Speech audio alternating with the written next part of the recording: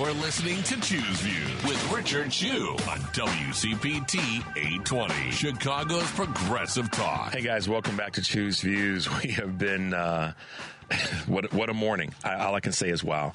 I look forward to talking with them again and providing that as an asset and a resource and a tool for people that we need to bring to a different community. And speaking of community, boy, I tell you, our next guest, founder and CEO of My Block, My Hood, My City, Chicago Reader Activist of the Year, Chicago Magazine, Chicago Winner of the Year, Chicago Defender Men of Excellence honoree, American Red Cross Community Impact Hero Award recipient, and the subject of the featured documentary, A Tiny Ripple of Hope. I'm speaking of none other than Jahmal Cole. Good morning, Jahmal, and welcome to Choose Views. Hey, thanks for having me. How are you doing today, man? I'm doing great. Great to see you Monday night at the WCPT event. I've been speaking about it all week because I will start off by saying this, and just as a huge applause and high five to you, Jahmal Cole and the rest of the panel, including Mayor Johnson, really spoke to something that actually I just spoke with our previous guest on, and that's the importance of community. And I think one of the most important questions that was presented to you guys Monday was, what is it that we can do to help you in your efforts? And I'd like you to tell us a little bit about your response to that question, if you recall that question. And just lean into what you said on Monday with regard to that question. Yeah, my response was kind of a question to the questioner. What's something simple you can do that'll make a positive impact in your block? What's 15 words? What's something simple you can do that'll make a positive impact in your block? Ask not what Mayor Johnson can do for you, but what can you do for Chicago? That gives you a little power. Instead of blaming things on big city government or the mayor's messed up, the alderman's messed up, the senator, what can you do? I've seen people put sunflower gardens in their block and change the whole feel of the block. I've seen people say hello to people at the stop sign every morning, and people look forward to the crossing guard saying hello to them. I've seen people, put positive messages on the bulletproof glass windows at the gas station, and that just changes you're just looking at people that are wanted, and then you see a positive message. It helps. So, you don't always have to know who's on the mayor's cabinet or the president's cabinet, but you can start in your block. And if you start with that little ripple, if everybody creates a ripple in their block, we can create a wave of change, a wave of positive change in Chicago. And so that was my answer. So. And that message is a global message, Jahmal. And I know you know this, but I'm going to say it for you. That message of that ripple, the pebble in a pond, as I like to call it, is a global message. And to that end, let's now back up a little bit, only because I wanted to make sure you got that out, because it was so profound when you said that on Monday night.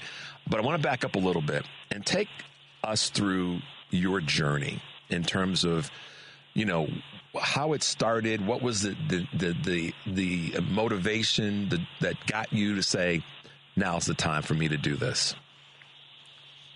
Yeah, man. I came up with nothing, like a lot of people. Heated the house with the oven, lived in motels, and ate at Catholic charities. So much so that I used to be embarrassed in high school to eat from the volunteers, because the volunteers were my high school classmates with the clear gloves. But my father would say, "Hold your head up high when you get that food, man. Don't be afraid to go. Don't be ashamed to do that." So, I never knew that I would grow up to be to run a volunteer-based organization, because I didn't know what a volunteer was. I just knew that people that I saw in community were so helpful to me.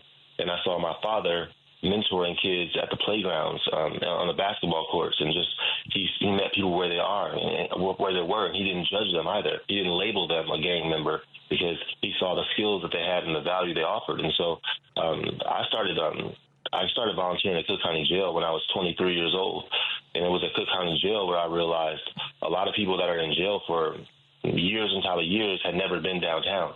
They had never waited for a taxi. They had never, been on an elevator. They see Lake Michigan and they say, "What ocean is that?" Right? And so I knew early on that I wanted to start a program where I took kids downtown and exposed them to different businesses so they wouldn't go to jail. And so that's what I did. I also do community development based out of Chatham. Chatham is not even a community; it's a state of mind, and that state of mind is all about block clubs. So since 2007, I've been organizing with block clubs that are small groups of people that need to get the drug house off their block, or need a speed bump, or need the alley cleaned up, or are collecting signatures for a stop sign, or the elders need their block shovel. They have a neuropathy in their wrist and they can't come outside. Like today, they need salt on their sidewalk. And so, I'm just all about organizing with everyday people to get the skills that we have together and get organized to improve the quality of life in our neighborhoods. It's profound. There's all kinds of words to describe the work that you do. And what I really like to focus in on with what you're doing is the vision that it took and that you have as it relates to how people can come together with just a small little bit of effort. And I applaud that, because a lot of times, folks get caught up in the day-to-day. And one of the gentlemen that called in earlier in the show from California talked about, one of the reasons that sometimes people can't get involved in organizations and do something is because they're working 2 or 3 jobs to get by. And I know that you've encountered that and you see that in the work that you do. But talk a little bit about what you've seen as that pebble in the pond, that little bit of ripple. And just speak to some of the things that you've watched people do that have become part of your organization and how it became, a wave in the community. Yeah. So people do work 2 or 3 jobs and they're busy, and that's why we try to be an on-ramp to community engagement for companies that want to be socially involved. And I know there's a big DEI slash coming, but we're going to keep going, man. I feel like we're not deterred. We're not turning back. But I feel like what I'm trying to say, man, is basically like you don't have to try to do something like invent history. I don't try to make the news. When I'm going to play basketball in my community and I see that they taking all the rims down at the local park, that matters to me because I was trying to play basketball, right? And so there are people in Chicago that feel like taking down basketball rims will make it. They think basketball courts are magnets for violence. And if you take the rims down, the neighborhoods will be safer. I don't believe that. So I wish I could afford to put the rims back up, but I can't. So what I do is I bring portable basketball rims to Chicago parks that don't have rims. And because I believe 50 to 60 kids per day can play at those courts.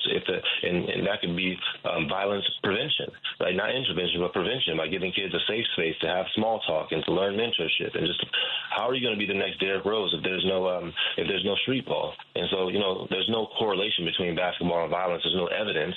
But some people feel like they see black and brown people playing basketball on courts and they can call up the park district to get the rims down.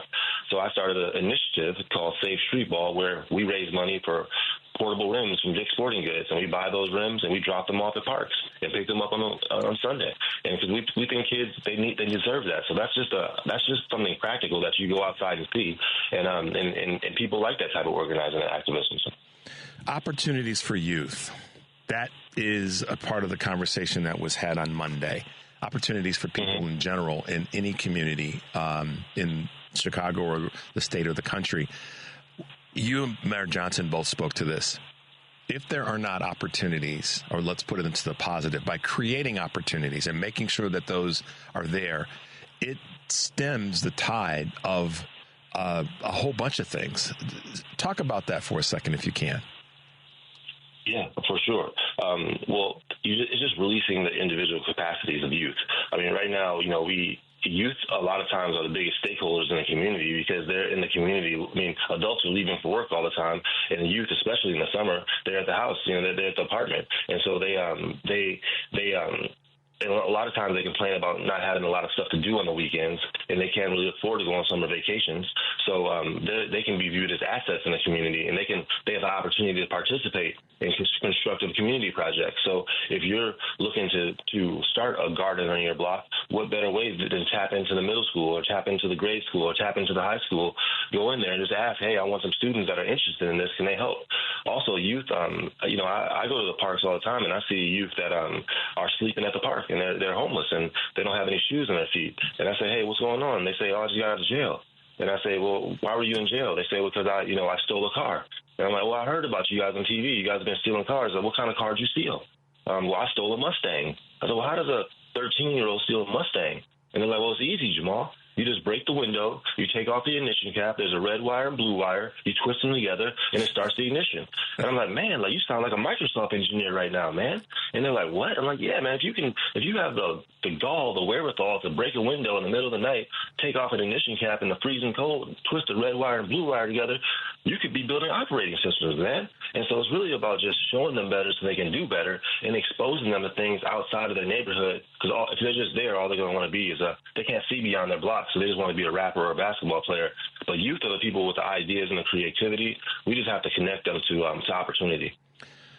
There are people who are listening to this show that listen to what you just said that probably stood up and applauded the nexus between that young person's brain and where they could go. And that, Jahmal, is something that you have to be, I'm going to tell you right now, you have to be so proud of, and you need to be acknowledged for understanding how close that brain power is to greatness, and to identify it that way and to help a young person understand that that's how close they are. Because I knew I kept to keep my mouth shut. I kind of knew where you were headed, but I wanted you to say that because it's so visually impactful. And it's kind of what Malcolm X said in part about those young men, and it's a damn shame that we're having this conversation almost 50 years later, that could be our next rocket scientist. And you remember the quote that I'm talking about. Of course. And so kudos to you for identifying it in today's world.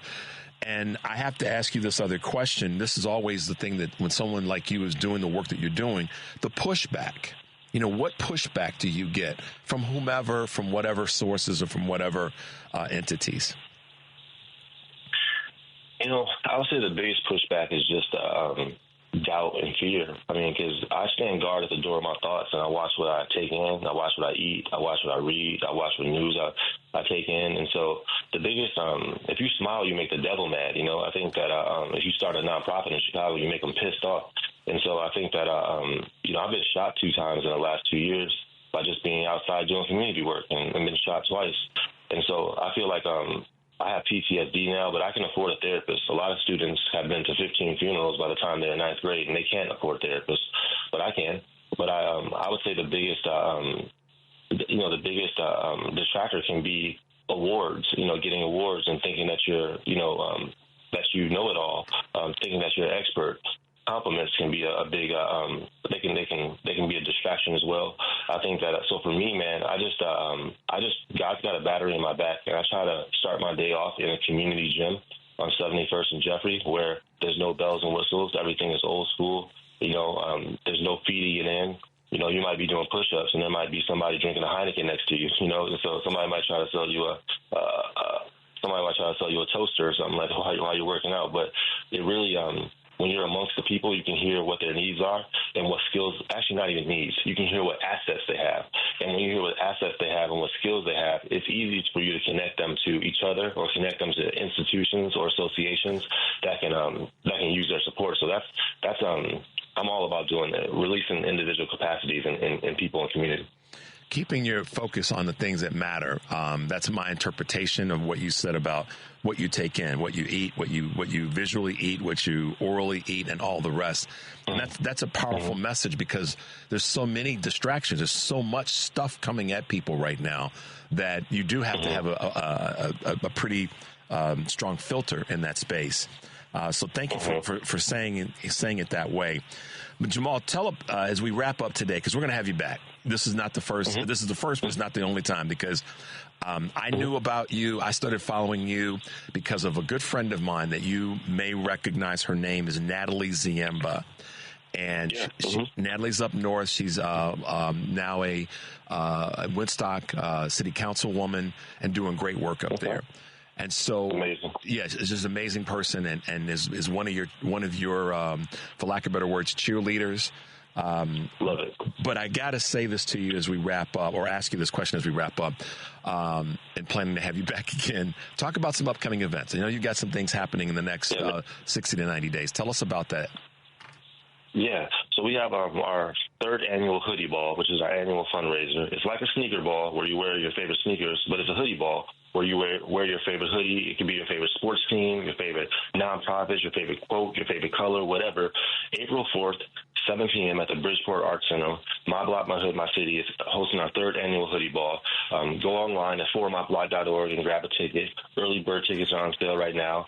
All the money we raise, literally, we don't get any federal funding. We don't get city funding. We don't get state funding. All the money that we raise from our hoodie sales and our hoodie balls goes towards buying rims at Dick's Sporting Goods for kids that don't got no activities in the summer. It goes towards taking kids on field trips and exposing them to, if there's 15 currency exchanges in the neighborhood, no banks. If you ask a kid what's a job at a bank, they don't know. We take them to banks. That's where the money is going. It goes towards putting holiday lights on King Drive. Every year we decorate 500 homes for free. It goes towards giving youth summer jobs. So please support our hoodie ball. It's April 4th at 7 p.m. at the Bridgeport Arts Center. And I'm online, formyblock.org, or everywhere on Instagram, Facebook, social media, My Block, My Hood, My City. Grab a ticket, support a good cause, and it's a social impact organization that's focused on assets instead of deficits in Chicago. So. Awesome. This is a big, wild day, and I appreciate you being with us, Jahmal. Look forward to having you back. As we get closer to the event, we'll have you back again, and we'll talk that up and make sure we get folks out. Does that sound good? Thank you for having me, man. You be safe and slick out there. Y'all have a great day. You too. Be well. Peace.